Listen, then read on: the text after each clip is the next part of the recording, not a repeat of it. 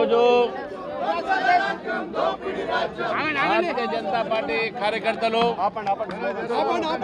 యువ మోర్చా కార్యకర్తలు,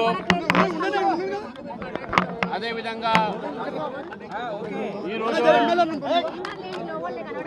భారతీయ జనతా పార్టీ సంబంధించినటువంటి సీనియర్ నాయకులు, మా ఎమ్మెల్యే పాల్వ హరీశ్రావు గారు, బసవలక్ష్మణ గారు, కాసం వెంకటేశ్వర గారు, అదేవిధంగా సీనియర్ నాయకులందరూ కూడా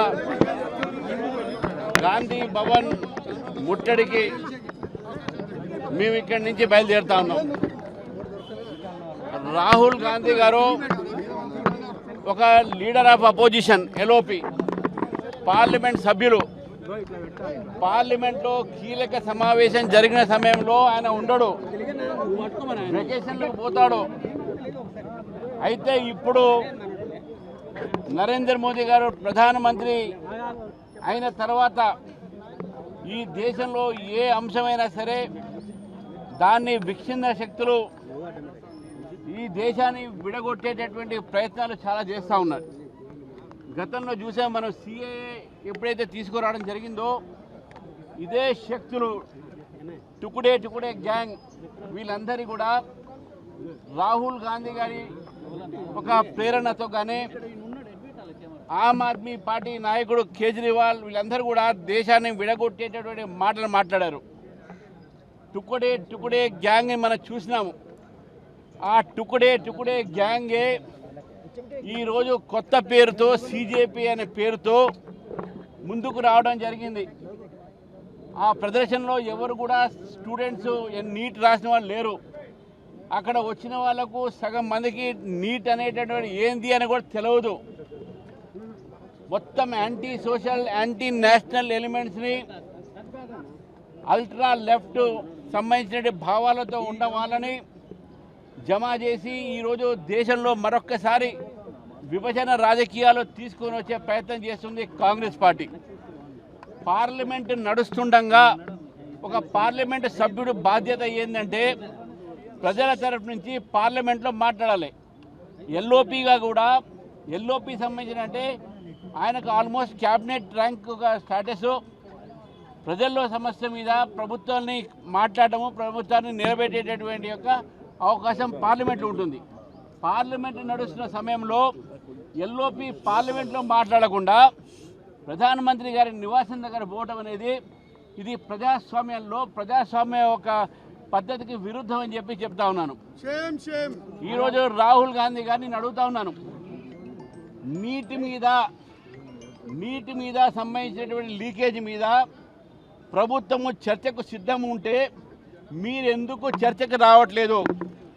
మీరు ఎందుకు చర్చకంటే మీ దగ్గర మెటీరియల్ లేదు కాబట్టి.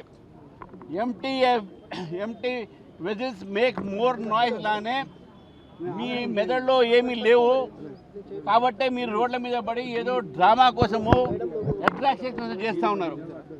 ఈరోజు నేను అడుగుతా ఉన్నాను, సిజేపీ ఏదైతే కార్యక్రమం తీసుకుందో దాంట్లో నినాదాలు భారతదేశ వ్యతిరేకమైన నినాదాలు వచ్చినాయి.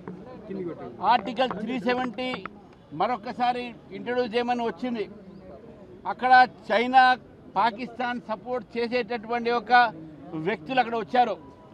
ఈరోజు వాళ్ళు సోనం వాంగ్చుక్ అనే వ్యక్తిని తీసుకొచ్చారు. గతంలో అన్నా హజారే గారిని ముందు పెట్టుకొని ఈ రకమైనటువంటి ఒక ప్రయత్నం చేశారు. ఇప్పుడు సోనం వాంగ్చుక్ని తీసుకొచ్చారు. ఈ సోనం వాంగ్చుక్ అనే వాళ్ళ ఫాదర్ ఎమ్మెల్యే కాంగ్రెస్, ఈయన దేశ వ్యతిరేకంగా మాట్లాడాడు, చైనాకు సపోర్ట్ చేస్తా అన్నాడు, పాకిస్తాన్కి సపోర్ట్ చేస్తా అన్నారు. ఈరోజు బంగ్లాదేశ్లో జమాతే ఇస్లామీ హింద్ అనేది అక్కడ పార్టీ సిజేపీకి పూర్తిగా మద్దతు పలుకుని చెప్పి ఓపెన్గా లెటర్ కూడా రాయడం జరిగింది. అంటే దేశ వ్యతిరేక శక్తులకు ఈరోజు రాహుల్ గాంధీ సపోర్ట్ చేస్తూ ఉన్నారు. ఆ రాహుల్ గాంధీకి బుద్ధి లేదంటే మన ముఖ్యమంత్రి కూడా బుద్ధి లేకుండా ఆయనకు సపోర్ట్ చేస్తూ ఉన్నాడు. ఇది దేశ వ్యతిరేకమైన శక్తులు ఇవన్నీ కూడా. కాబట్టి రాహుల్ గాంధీ గారు ప్రజాస్వామ్య వ్యతిరేకంగా ఈరోజు ప్రధానమంత్రి నివాసం ఎదురుగా చేసినటువంటి ఒక ఏదైతే ప్రొటెస్ట్ చేస్తుందో కేవలం డ్రామా మాత్రమే. ప్రధానమంత్రి నివాసం వ్యతిరేకంగా చేసి అంటే బంగ్లాదేశ్లో ఏ విధంగా అయితే అక్కడ ఉన్నటువంటి ఒక షేక్ హసీనా ఇంటి ముందు ఆ రోజు ధర్నా చేసి ఏదైతే యూత్ పేరు మీద, జంజీ పేరు మీద ఆమె ఇంట్లో దూరి అక్కడ ధ్వంసం చేశారు. ఇదే ఒక పని నేపాల్లో చేశారు. దీని వెనక అంతా కూడా విదేశీ శక్తులు ఉన్నాయి.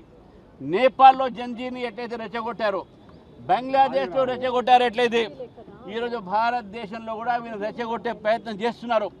కానీ నాకు పూర్తి నమ్మకం ఉంది, భారతదేశంలో ఉన్న యువకులు, విద్యార్థులు, దేశభక్తులు దేశం కోసం ప్రాణాలు ఇస్తారు. కానీ ఇటువంటి ఒక విదేశీ తొత్తులకు వీళ్ళు లొంగరు, వీళ్ళు వాళ్ళు చెప్తే వినరు. అక్కడ వచ్చినంత కూడా కిరాయికి తట్టు డబ్బులతోని ఇతర విదేశాల నుంచి వచ్చినటువంటి కోట్లాది రూపాయలు ఈరోజు భారతదేశంలో విధ్వంసాన్ని సృష్టించడానికి ఈ శక్తులు పనిచేస్తూ ఉన్నాయి. అందులో భాగంగా రాహుల్ గాంధీ గారు కూడా ఈరోజు విదేశీ ఒక మాయలో పడి ఈరోజు విదేశీ ఏజెంట్లుగా ఈరోజు భారతదేశాన్ని ముక్కలు ముక్కలుగా చేసే ప్రయత్నంలో భాగంగా వీళ్ళు చేస్తున్నారు. కాబట్టి రాహుల్ గాంధీ గారు చేసిన పని ప్రజాస్వామ్యకు వ్యతిరేకం. కాబట్టి మేము కాంగ్రెస్ కార్యాలయాన్ని ముట్టడికి మేము బయలుదేరుతా ఉన్నాం. వీళ్ళు లోక్ భవన్ అంటున్నారు, వీళ్ళకి లోక్ భవన్ పోయేటట్టు ఒక నైతిక హక్కు లేదు. భారతీయ జనతా పార్టీ మాత్రం కాంగ్రెస్ పార్టీ యొక్క విధ్వంస రాజకీయాలకు, కాంగ్రెస్ పార్టీ యొక్క ఏదైతే టుకుడే రాజకీయాలకు మేము వ్యతిరేకిస్తూ కాంగ్రెస్ ఒక హెడ్ క్వార్టర్ గాంధీ భవన్ని ముట్టడికి వెళ్తా ఉన్నాం.